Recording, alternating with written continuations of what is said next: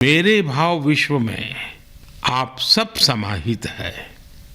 मेरी प्रार्थना है कि आप भी मन से मेरे साथ जुड़े रहें। रामलला के चरणों में मैं आपके भावों को भी उसी भाव से अर्पित करूंगा जो भाव मेरे भीतर उमड़ रहे हैं। साथियों, हम सब इस सत्य को जानते हैं कि ईश्वर निराकार है, लेकिन ईश्वर साकार रूप में भी हमारी आध्यात्मिक यात्रा को बल देते हैं। जनता जनार्दन में ईश्वर का रूप होता है। ये मैंने साक्षात देखा है, महसूस किया है।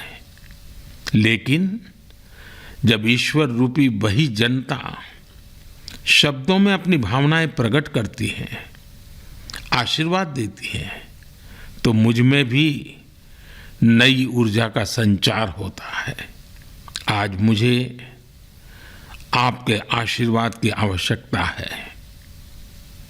इसलिए मेरी प्रार्थना है कि शब्दों में, लिखित में अपनी भावनाएं जरूर प्रकट करें, मुझे आशीर्वाद जरूर दें।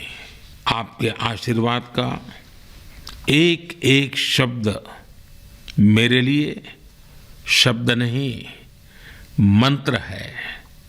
मंत्र की शक्ति के तौर पर वो अवश्य काम करेगा। आप अपने शब्दों को, अपने भावों को नमो ऐप के माध्यम से सीधे मुझ तक पहुंचा सकते हैं। आइए हम सब प्रभु श्री राम की भक्ति में डूब जाएं। इसी भाव के साथ आप सभी राम भक्तों को कोटि कोटि नमन। जय सिया राम। जय सिया राम के साथ नरेंद्र मोदी ने अपना इस ऑडियो संदेश की तीसरी की है और ये कहा है कि नमो ऐप के जरिए आप अपने शब्दों को, अपने मंत्रों को पीएम मोदी तक पहुंचा सकते हैं। प्राण प्रतिष्ठा को लेकर पीएम नरेंद्र मोदी ने ये एक ऑडियो जारी किया। 10 मिनट 50 सेकंड का ये ऑडियो था जो आपने सुना, ऑडियो संदेश। और हमारे सहयोगी शिखा हमारे साथ जुड़ी हुई है, रुक करते हैं उनका। शिखा, पीएम नरेंद्र मोदी ने सभी भक्तों के लिए, सभी देशवासियों के लिए ये ऑडियो संदेश जारी किया कि जब वो प्राण प्रतिष्ठा के दौरान मौजूद रहेंगे तो सभी देश के लोग भी वहां उनके साथ मौजूद रहेंगे। मन में ऑडियो संदेश जारी किया गया है पीएम की तरफ से। प्राण प्रतिष्ठा को लेकर ये ऑडियो संदेश जारी किया गया है। प्राण प्रतिष्ठा में केवल 11 दिन ही बचे हैं और जनता जनार्दन के लिए उन्होंने बोला है कि जिस तरीके से भाव वो अपने प्रकट कर रहे हैं, नमो ऐप के जरिए वो उन तक अपने भाव भी पहुंचा सकते हैं। और जय श्री राम उन्होंने कहा और हर कोई अपनी इसी भावना के साथ श्री राम के काज में लगा हुआ है। यहाँ महिलाएं हैं, देखिए उत्तराखंड से आई हैं, इनसे पूछते हैं। श्री राम, जय श्री राम। हम यहाँ रामलीला करने के लिए आ रहे हैं। रामलीला करने के लिए आ रहे हैं। मैं आपको समझा दूं, ये रामलीला कर रहे हैं और आज राज्य तिलक है। लेकिन मैं आपसे ये जानना चाहती हूँ कि प्रधानमंत्री नरेंद्र मोदी ने ये ऑडियो जारी किया है, उन्होंने संदेश जारी किया है। उन्होंने कहा है कि जनता जनार्दन जो है वो किस तरीके से भाव भक्ति में डूबी हुई है और सबका उन्होंने आह्वान किया है हर कोई भाव भक्ति में डूब जाए। क्या कहेंगे? हम यहाँ बहुत वो हो रहा है, हमको दिल से हम बहुत भाव हो रखे हैं। हम अपने प्रधानमंत्री नरेंद्र मोदी को धन्यवाद करते हैं। उन्होंने यहाँ इतनी अच्छी व्यवस्था कर रखी है, बहुत बढ़िया आनंद आ रहा है। हम सब नाच रहे हैं, गा रहे हैं, रामलीला कर रहे हैं। हम उत्तराखंड से आ रखे हैं। हमने जो हमारी टीम की लीडर है श्रीमती लक्ष्मी शाह जी हैं, उन्होंने पूरे उत्तराखंड की महिलाओं को यहाँ ला रखा है। अच्छा, तो देखिए किस तरीके से यहाँ पर कहा जा रहा है उत्तराखंड से आए हैं और बहुत महिलाएं आई हुई हैं। यहाँ पर 500 महिलाएं आई हैं। लेकिन सबसे बड़ी बात क्या कह रही है कि यहाँ पर व्यवस्था जो है वो इस तरीके से की हुई है कि यहाँ पर बहुत आनंद आ रहा है। बहुत अच्छी व्यवस्था है यहाँ पे। पीएम के संदेश को लेकर क्या कहेंगे? पीएम बहुत अच्छे हैं हमारे पीएम। पीएम, ऐसे पीएम हमको पहली बार मिले।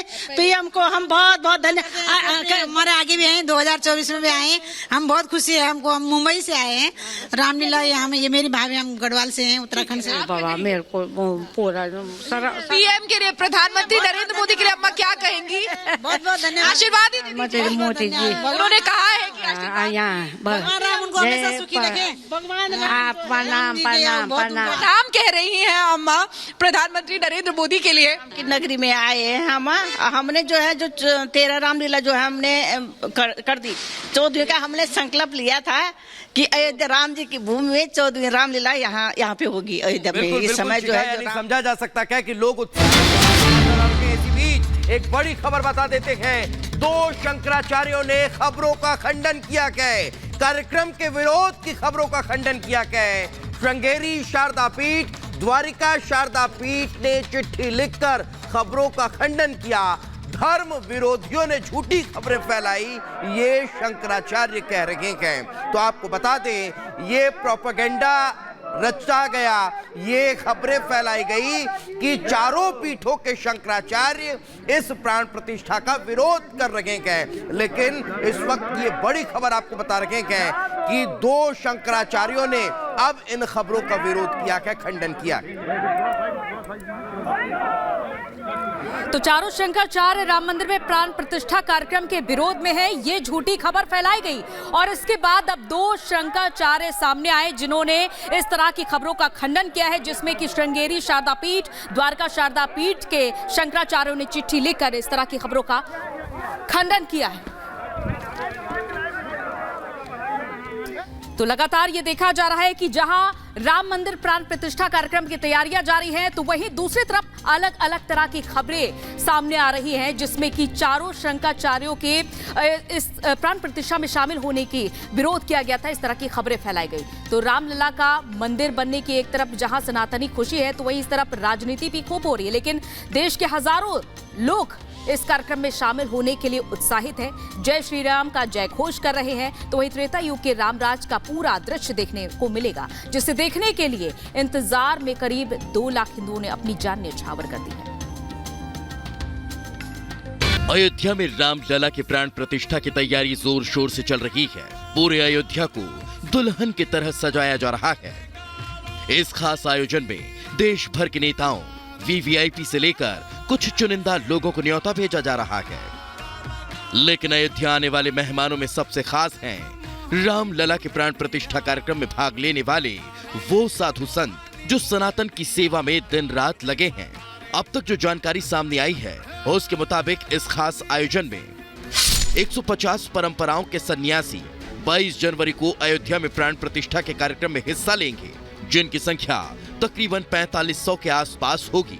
इसके अलावा 13 अखाड़ों और 6 सनातन दर्शन के धर्माचार्य भी इस खास कार्यक्रम में हिस्सा लेंगे, जबकि 2500 वरिष्ठ जनों के स्वागत की तैयारी भी अयोध्या में की जा रही है।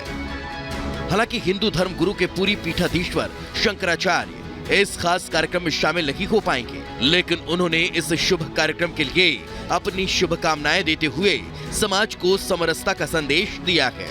और राम जी सेकुलर नहीं है, शास्त्रीय पक्ष का ध्यान रखते हुए शास्त्र सम्मत विधा से ही प्रतिष्ठा होनी चाहिए। नहीं, मैं तो नहीं जाऊंगा, अयोध्या तो जाता रहता हूँ, जाता रहूँगा, लेकिन उस कार्यक्रम में मैं सम्मिलित नहीं हूँ।